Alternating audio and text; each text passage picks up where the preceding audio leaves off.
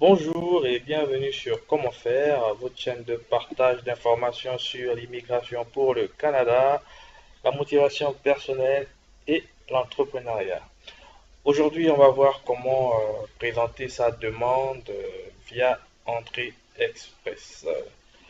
Je vous invite à ouvrir votre navigateur. Alors, vous tapez dans la barre de recherche, comme d'habitude, IRCC. Voilà. Alors, vous cliquez ici pour ouvrir votre session, parce que tout se passe via votre session, comme je vous l'ai dit dans la vidéo où on a créé, du moins où on a pu ouvrir notre session. Alors, voilà, je vous invite à la regarder pour ceux qui n'ont pas vu cette vidéo. Alors, vous venez, vous cliquez sur ouvrir une session avec une clé CG. Voilà, vous mettez votre nom utilisateur, notre nom utilisateur du projet, voilà, le mot de passe, vous le mettez aussi, vous le mettez, voilà,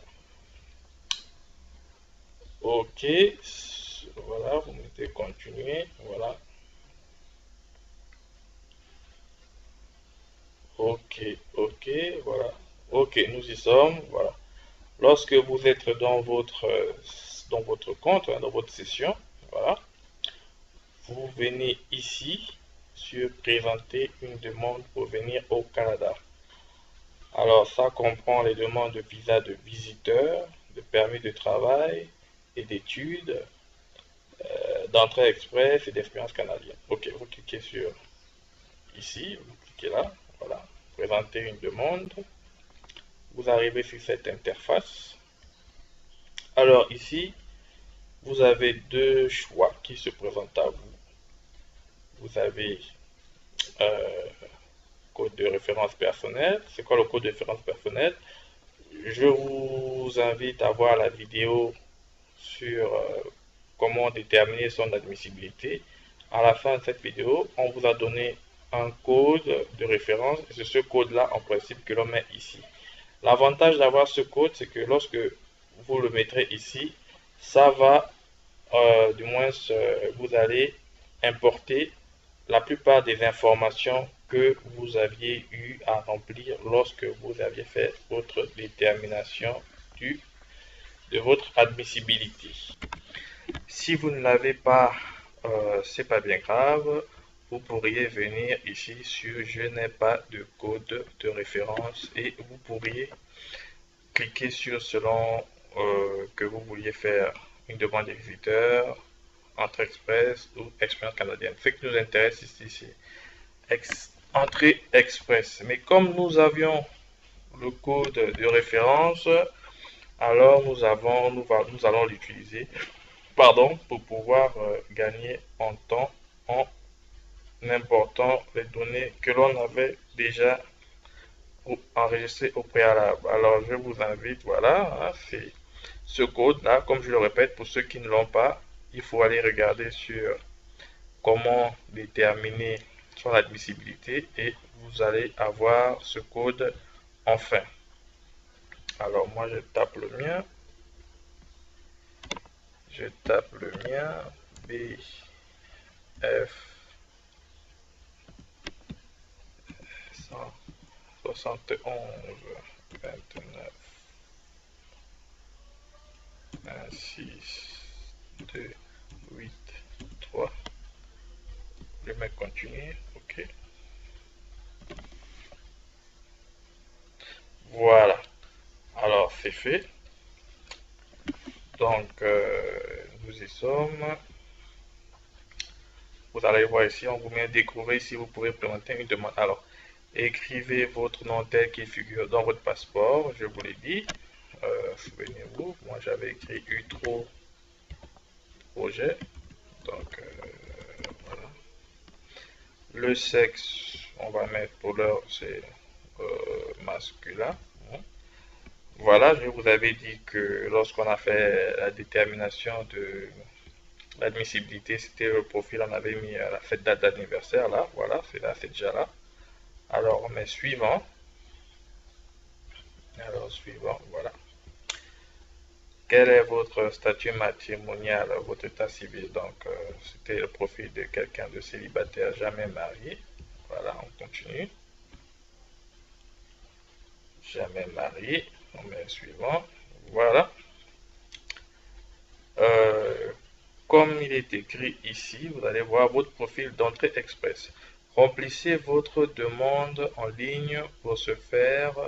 Choisissez une section ci-dessous. Vous devriez examiner votre demande avant de la transmettre pour vous assurer qu'elle est complète et exacte. C'est très important les amis parce que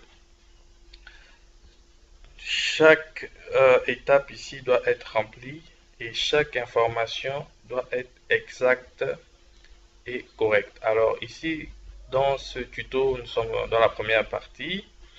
On va commencer par remplir ici, donc la section détails. Hein, c'est pour ne pas faire long parce que ce sont des longues vidéos. Donc on va fragmenter ces différentes étapes là. Donc sur ce tuto, on va faire détails personnels. Alors vous cliquez sur détails personnels, commencez à remplir le formulaire de détails personnels. Alors nous y sommes. Comme je vous ai dit, ça a déjà mis quelques réponses. Hein. Le nom Utro, projet comme nom, le prénom, voilà. C'est donc que c'est affiché dans votre passeport. Vous mettrez votre identité ici. Voilà. Ensuite, vous mettez suivant. Voilà.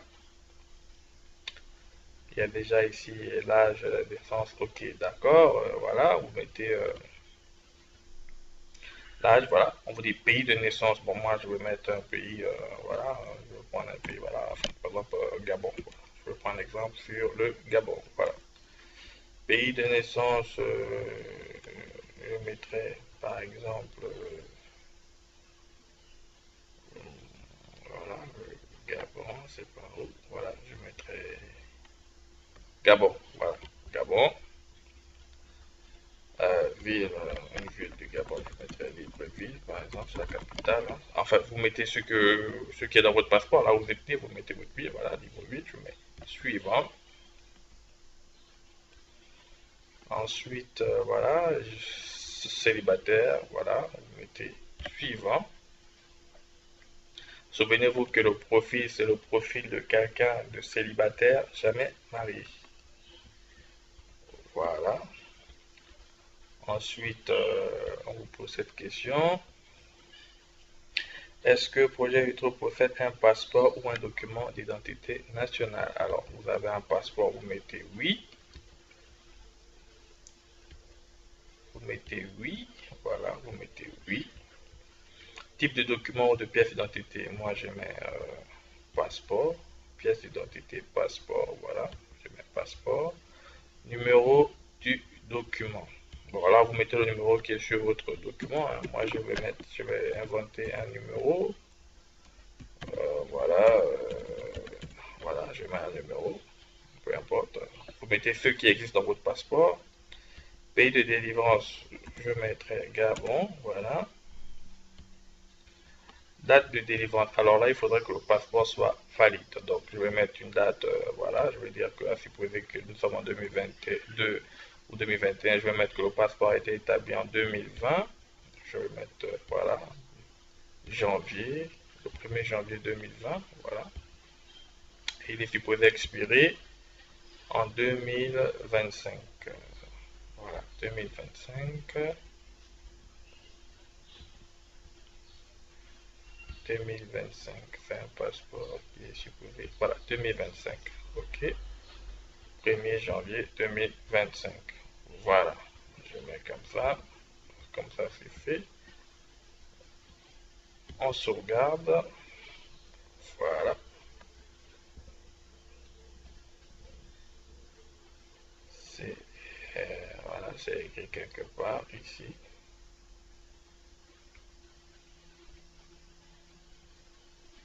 Voilà, c'est écrit. Vous mettez suivant. Dans suivant, voilà, on vous parle antécédent Donc là, il faut comprendre que le premier volet, voilà, c'est plus ou moins enregistré. Vous avez votre nom, description personnelle, état matrimonial, pièce d'identité. À chaque fois que ça sera correctement rempli, il y aura un tiret vert comme ceci. Antécédents en matière d'immigration et de citoyenneté. Décrivez-nous les demandes antérieures de projet au Canada. Si vous n'en avez jamais eu, vous n'en avez jamais eu, donc vous ne mettez rien. Voilà, et si on vous dit, est-ce que vous avez déjà eu à faire une demande pour immigration? Vous mettez non. Si c'est le cas, si vous l'en avez déjà fait, vous mettez oui, parce qu'il y a un numéro d'identifiant, et ce numéro d'identifiant, ils vous le demanderont. Mais si vous n'en avez jamais eu à faire avec IRCC, alors vous mettez non. Pays de citoyenneté. Alors, pays ou territoire. Bon, vous êtes gabonais, on va mettre Gabon, donc on met Gabon. Voilà. On met Gabon, voilà. Pays de résidence. Alors, il faut bien comprendre qu'il y a le pays de citoyenneté et il y a le pays de résidence. Si vous êtes dans le même pays de votre citoyenneté, vous mettez pays, même pays. Mais si vous êtes dans un autre pays, alors vous mettez le pays où vous résidez à l'heure actuelle où vous faites la demande. Bon, c'est pour les Gabon, on va pas se compliquer. Voilà, on mettra comme ça. Alors, on vous dit, nous avons besoin de certains renseignements sur la famille, sur votre famille. Veuillez nous fournir plus de renseignements sur celle-ci. Alors, combien de membres de famille un projet a-t-il ou a-t-elle? Cela comprend époux, partenaire, enfant. Bon, moi, je vous ai dit que c'est un profil de quelqu'un qui est célibataire, jamais sans enfant, jamais marié. Voilà, je mets comme ceci. Hein. Combien d'argent avez-vous? Souvenez-vous, on avait mis dans la demande, lorsqu'on faisait l'admissibilité, pour une personne, on exige un minimum de 13 200 et quelques dollars. Bon, je vous conseille toujours de mettre un peu plus, d'avoir un peu plus d'argent, sinon ça pourra être un peu compliqué. Donc je vais mettre à supposer 16 000 dollars. Voilà, je mettrai 16 000 dollars. Mais là encore, vous mettez la somme que vous possédez. Il faudrait qu'elle soit souvent légèrement supérieure ou bien supérieure à la somme minimale exigée. Donc je mets 16 000 dollars parce que le minimum c'est 13 000, donc 16 000 c'est bon. Voilà, ensuite on vous dit